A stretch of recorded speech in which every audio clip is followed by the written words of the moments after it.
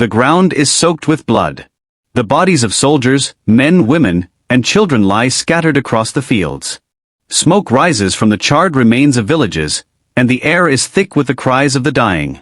Vultures circle overhead, feasting on the flesh of the fallen. The river runs red, carrying the last breaths of thousands toward the sea. Amidst this devastation, a man stands, his armor stained, his sword heavy with death. His eyes, once filled with the fire of conquest, are now clouded with something unexpected, remorse. The weight of the slaughter presses down on his chest heavier than any crown. This is Ashoka, the emperor of the Maurya Empire, the ruler of the largest kingdom in ancient India. He has won the war. But as he surveys the destruction he has caused, he realizes, this is no victory. This is hell. A conqueror who had once believed that power came from the sword now questions everything. What is the price of his ambition? What has his empire truly gained? And what has his soul lost? Ashoka would never be the same. This battle, this massacre, would mark the end of the warrior king and the birth of something far greater. Ashoka would lay down his sword and choose a different path. A path of peace. A path that would not only transform his empire but echo across Asia for thousands of years. But how did he come to this moment? What drove this ruthless prince to power? What pushed him to conquer? And what broke him on the fields of Kalinga? This is the story of Ashoka the Great, the king who carved his empire with blood but ruled with compassion. A man who discovered that true power is not found in war, but in peace. Long before Ashoka stood over the fields of Kalinga, drenched in blood and regret, he was a boy, born into power but raised in its shadows. His world was not one of peace. It was a world built on strength, ambition, and fear. This was the Maurya Empire, the largest and most powerful empire India had ever known. Its borders stretched from the snow-capped peaks of the Himalayas to the lush forests of the south, from the plains of the Ganges to the deserts of the west. An empire built not by treaties, but by the sword. Its founder, Chandragupta Maurya, had seized power with the help of the brilliant strategist Chanakya. Together, they had overthrown the Nanda dynasty and defeated the remnants of Alexander the Great's armies in the northwest. Chandragupta was a warrior king, a man who believed that mercy was weakness and power was survival. When he stepped down, his son Bindusara took the throne. Bindusara expanded the empire even further, crushing rebellions, subjugating kingdoms, and earning the title Amitragata, the slayer of enemies. This was the world Ashoka was born into, a world where kings ruled by force and empires survived only through conquest. Ashoka was born in 304 BCE, in the royal palace of Pataliputra, the beating heart of the Maurya Empire. But he was not the favored son. His mother, Subhadranji, was not a queen from a powerful family. She was a lesser wife, a woman of lower status. And in the royal court, status meant everything. While his elder brothers were groomed as heirs, Ashoka was pushed aside, seen as little more than a spare. But what he lacked in privilege, he made up for in determination. From a young age, Ashoka displayed a sharp mind and an even sharper sword. He excelled in battle, riding horses, mastering archery, and leading troops with a ferocity that shocked even the seasoned generals. But his ambition made enemies. His brothers feared him, whispering that he was dangerous, that he would one day challenge their claim to the throne. And they were right. Because even as a boy, Ashoka knew, if he wanted power, he would have to take it. And in the Maurya court, power was never given. It was seized. Years passed. Ashoka grew into a man, a warrior feared across the empire. But fear is a dangerous thing. By the time his father, Bindusara, fell ill, the palace had become a den of vipers. The princes, Ashoka's brothers, saw their chance. Plots were hatched. Alliances were forged in shadows. Poison cups and assassins lurked behind every curtain. And Ashoka, despite his strength, was not safe. His eldest brother, Susama, the heir to the throne, saw Ashoka as his greatest threat. He persuaded Bindusara to send Ashoka far away, to the distant province of Ujjain, to govern a rebellious territory.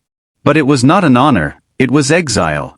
Susama hoped that his brother would be killed by the rebels, or forgotten altogether. But Ashoka did not fall. He crushed the rebellion with brutal efficiency, earning the loyalty of his soldiers and the respect of the people. And in Ujjain, he found something unexpected: love. He met Devi, a woman unlike any he had known.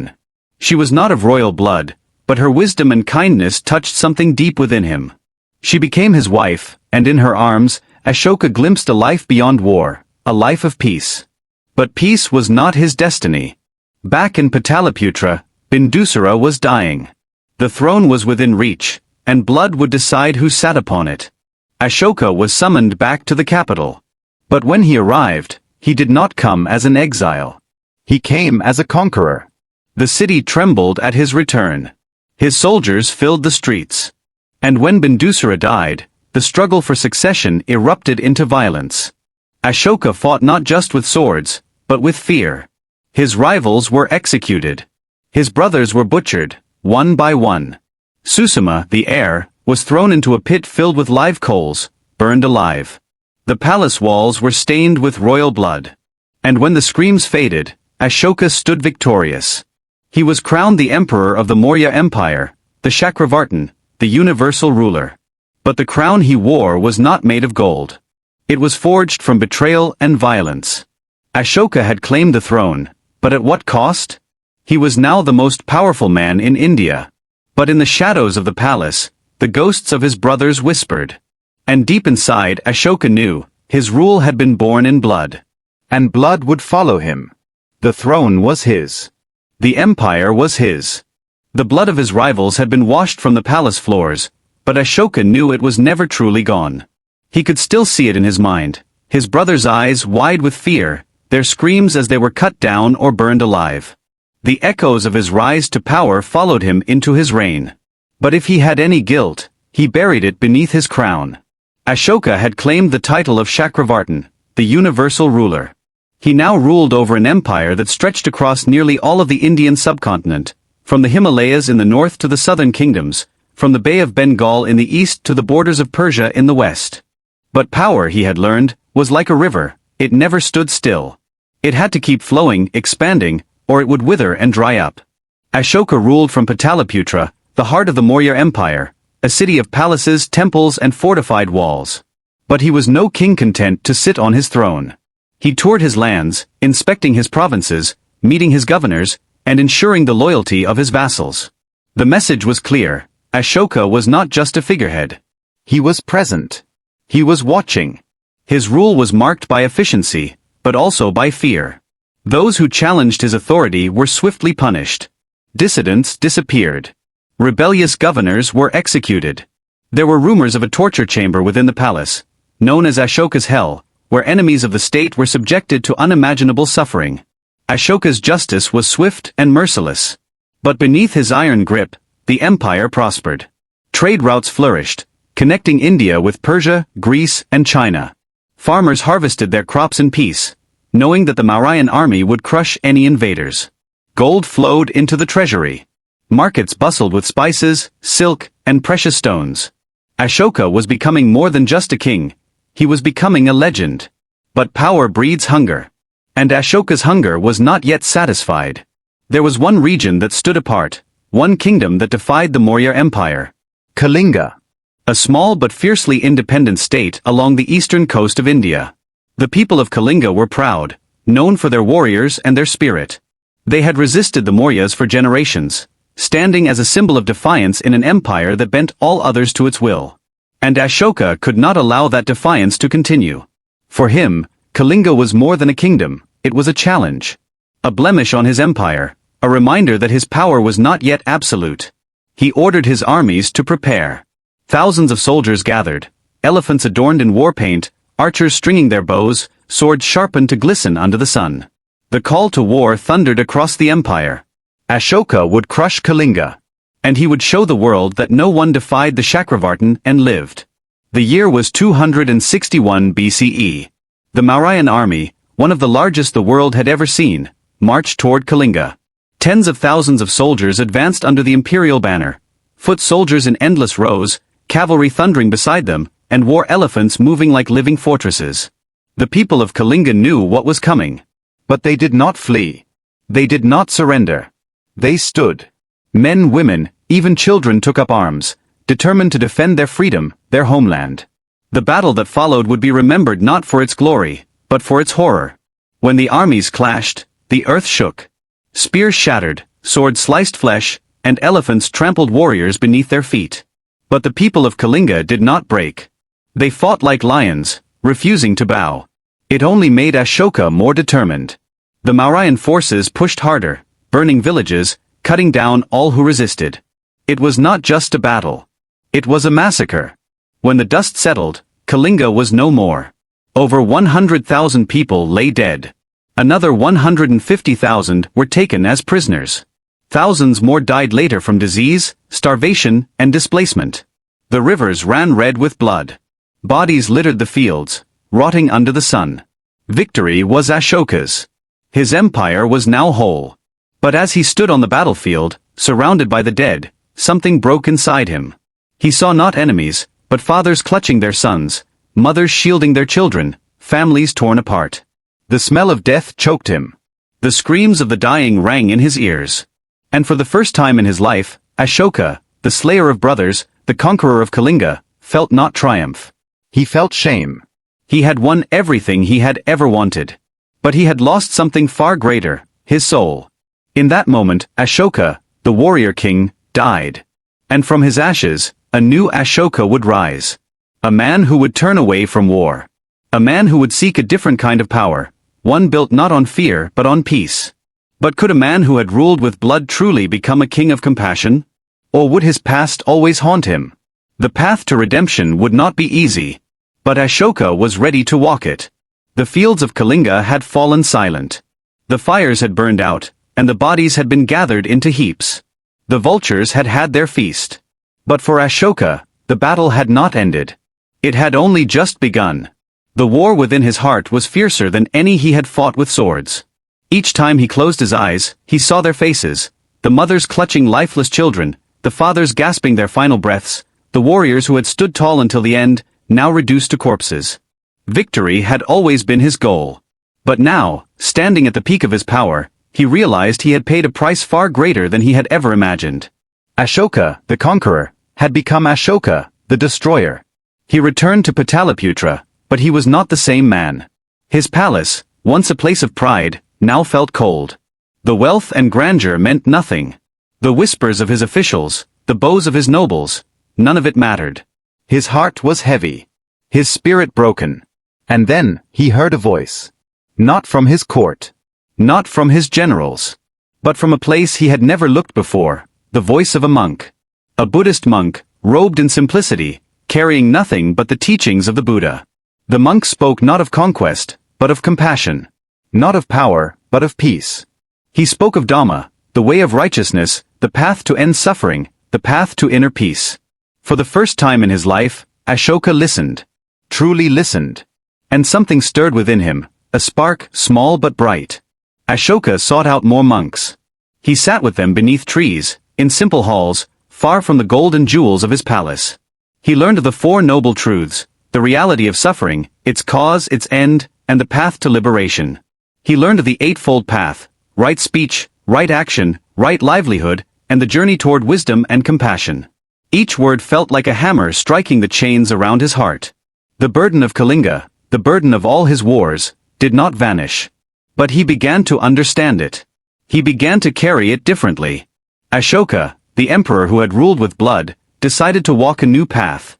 He would rule not with fear, but with Dharma. But could an empire built on violence truly survive on peace? The world had never seen such a thing. And neither had his enemies. Ashoka's transformation was not a whisper in the dark. It was a proclamation to the world. He declared his new vision, Dhammavijaya, victory through righteousness. He would no longer seek to expand his empire through war. Instead, he would conquer hearts. He would build roads, not armies. Hospitals, not fortresses. Wells for travelers. Shade trees along highways. Rest houses for the sick and the poor. He sent doctors to heal his people. He passed laws against cruelty to animals. He banned the unnecessary slaughter of livestock. And across his vast empire, he had his message carved into stone, pillars and rock edicts that stood as tall as his ambitions. The words etched into these stones were not about his victories in battle. They were about compassion, About tolerance. about respect for all religions. He addressed his subjects directly, as if speaking to their hearts. "All men are my children," he wrote, "and I desire for my children that they may enjoy every kind of prosperity and happiness in this world and the next." It was unlike anything the world had seen. A king, the most powerful man in India, not boasting of his conquests, but asking his people to be kind to each other. But not everyone celebrated his change. In the palaces and military camps, there were whispers. Some generals questioned his weakness. Some nobles mocked his compassion as softness. His enemies beyond the borders watched closely, wondering if the lion had truly sheathed his claws, or if this was simply a trick. But Ashoka was not blind. He knew the world was still dangerous. His armies remained strong. His fortresses still stood. But now, they were not his first weapon. They were his last. Ashoka understood that true strength was not the ability to destroy, but the power to choose not to. The power to build instead. Years passed, and his vision began to take root. The people prospered. The land flourished. But Ashoka knew, his past would always be part of him. The fields of Kalinga could not be erased. He carried them with him, not as a curse, but as a lesson. And he vowed, never again would his empire wage war. Never again would his people suffer as Kalinga had. He had conquered with violence. Now, he would rule with peace.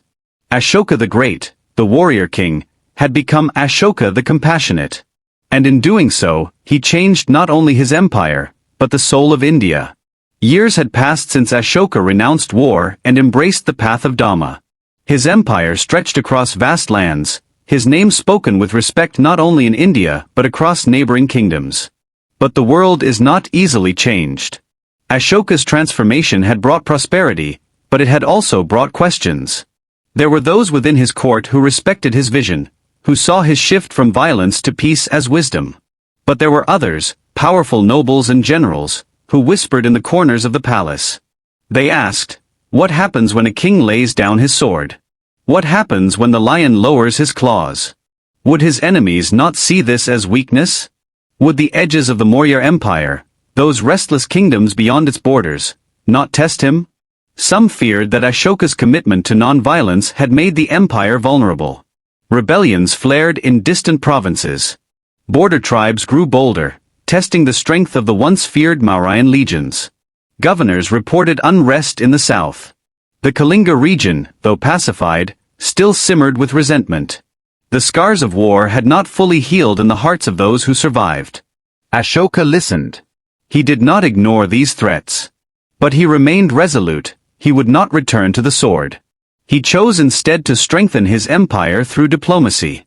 He sent envoys to neighboring lands, forming alliances based not on fear, but on trust. He reached out to kingdoms across the Indian subcontinent, to the Tamil lands of the south, to the western cities along the Arabian Sea, and even beyond, to Sri Lanka, Nepal, and lands now known as Afghanistan. But it was his efforts beyond India that marked the true test of his vision. Ashoka's emissaries crossed the Himalayas, carrying his message of peace into Tibet and China. They traveled west, reaching Persia, even touching the distant lands of Greece. And southward across the sea, Ashoka sent his own son, Mahinda, and daughter, Sanghamitta, to Sri Lanka. They carried not armies, but the teachings of the Buddha. And on that island, a new chapter began. Buddhism took root, shaping the culture and spirit of Sri Lanka for thousands of years. Ashoka was not simply preserving his empire. He was planting seeds, seeds of peace, of knowledge, of faith, that would outlast him. But in the shadows of the palace, those who believed in strength watched with doubt. The empire was vast, but could it survive on kindness alone? Ashoka's transformation had changed him. But had it weakened his empire? Some feared that when Ashoka was gone, everything he built would crumble. And others, perhaps, hoped it would. Time is the enemy that no king can conquer. As Ashoka aged, the strength that had carried him through battles and guided him on his path to Dharma began to fade. His once powerful frame grew weaker. His steps slowed. His voice softened. But his mind remained sharp. His heart remained steady. He ruled with wisdom, but he knew his time was ending. The question that haunted all great rulers began to circle him. Who would take his place? Ashoka had many wives and many sons. But power, he knew, was a dangerous thing. Ambition had burned in his heart when he was young. He had seized the throne through blood, killed his brothers to wear the crown. And now he saw that same ambition in the eyes of his own sons. Even as Ashoka sought peace, his sons fought among themselves, each wanting to claim the empire when their father was gone. Plots unfolded within the palace. Assassinations were whispered. Poison cups were passed in the dark. The same cycle that had brought Ashoka to power was beginning again. And he could not stop it. He tried to name a successor, Kunala, his son with Queen Padmavati, a man known for his gentleness and kindness. But rivals in the court conspired against him. Kunala was blinded, robbed of his claim to the throne. Ashoka's heart broke. He had hoped to leave behind a kingdom of peace. Instead, he saw the future, one filled with the same bloodshed that had marked his past. In his final years, Ashoka withdrew from the palace. He spent more time with the monks, more time meditating beneath trees, more time reflecting on the life he had lived. He knew his empire was the largest India had ever seen. He knew his name would be remembered. But he also knew the truth: a king's power is temporary. Empires rise. Empires fall. But ideas, they endure. Ashoka's empire would not last forever. But his message, his Dharma, would. The pillars he had raised, the words he had carved into stone, would stand long after the palace walls crumbled. A warrior who had chosen compassion. A king who had learned that true power is not in taking lives, but in saving them. Ashoka the Great was no longer the ruler of an empire. He had become something far greater. He had become a guide for generations yet to come. Ashoka the Great, the emperor who had ruled over the largest empire in Indian history, was dead. The man who had once stood on the fields of Kalinga, sword dripping with blood, and later carved messages of peace into stone pillars across his realm, had taken his final breath. But his death was not met with unity. There was no grand procession celebrating a legacy of harmony. Instead, there was silence, unease. And in the shadows of Pataliputra, the whispers of ambition stirred once more. Ashoka's dream of a kingdom built on Dharma, on righteousness, peace and compassion, was fragile. The vision had lived in his heart, but his sons and grandsons did not carry it the same way. His death left behind a vacuum, and in an empire built on the bones of war, power never sat still for long. The struggle for succession erupted. Ashoka had ruled for decades, but he had not built a clear path for who would follow him. The sons he had left behind were divided, vying for power, seeking to carve the empire into pieces for themselves. Kunala, the son who had been blinded, could not rule. Other princes, Dashratha, Samprati and Jalaka, each held parts of the empire but lacked their father's strength. The unity that Ashoka had fought so hard to create, first through blood, then through peace, began to unravel. Provinces declared independence. Governors sought power for themselves. The southern territories drifted away. The western edges grew restless. And in the once mighty capital of Pataliputra, the Maurya Dynasty that had stood for nearly 150 years began to crumble. Within just 50 years of Ashoka's death, the empire he had built, the empire he had dreamed would stand as a beacon of Dharma, was gone. A kingdom that had stretched from the Himalayas to the southern seas had fractured into smaller states. The Maurya Dynasty, which had once challenged the power of Alexander's successors, was no more. The sword had built it. And in the end, the sword had undone it. Ashoka had turned away from war, but the world around him had not. And without his strength, his vision could not hold it together. But if Ashoka's empire had fallen, his true legacy had not. Because Ashoka's greatest conquest was not land. It was the human heart. And the seeds he had planted, the teachings of Dharma, were beginning to bloom. Ashoka's empire vanished. His palaces were overtaken by the jungle. His line faded into history. But his message endured. The pillars he had raised, those great stone edicts, carved with words of peace and compassion, stood tall, even as kings came and went. The Dharma, the teachings of nonviolence, tolerance and righteousness, spread far beyond the borders of his former empire. Ashoka's son, Mahinda, and his daughter, Sanghamitta, had carried Buddhism to Sri Lanka, where it flourished, shaping the island's culture for thousands of years. From Sri Lanka, the message traveled further. Monks carried Ashoka's vision to Burma, Thailand, Laos, Cambodia. The teachings crossed mountains into Tibet. They moved into China, shaping dynasties and philosophies. Buddhism, once a small movement within India, became a world religion, touching millions across Asia. And wherever it went, Ashoka's name traveled with it. He became a symbol, not of conquest, but of redemption. A king who had turned from war. A ruler who had embraced peace. Centuries later, his story was nearly forgotten in India itself. But his pillars, the stone edicts he had left behind, remained. Hidden in forests. Buried beneath earth. In the 19th century, British archaeologists uncovered them. And there, carved in stone, the voice of Ashoka spoke again, after more than 2,000 years. His message was still clear. Let all beings live in peace. Let no one harm another. Let compassion guide our hearts.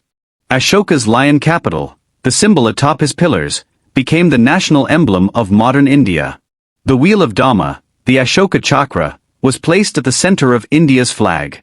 A reminder to every Indian every day of the man who had once ruled with power, but chose peace. Ashoka the Great, the warrior king who became the emperor of peace. His empire had fallen. But his true conquest, the hearts and minds of generations, would never fade. Ashoka's story is not simply the tale of a king. It is the story of transformation, of a man who stood at the peak of power and chose to step back. A man who had everything, but saw that victory built on death was no victory at all. How many rulers have ever made that choice?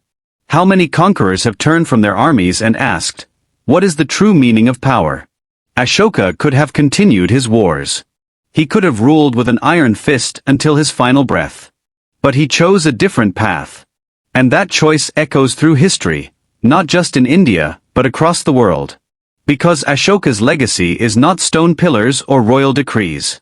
It is a question, a challenge, to all those who hold power. Can strength be found in peace? Can an empire endure on compassion?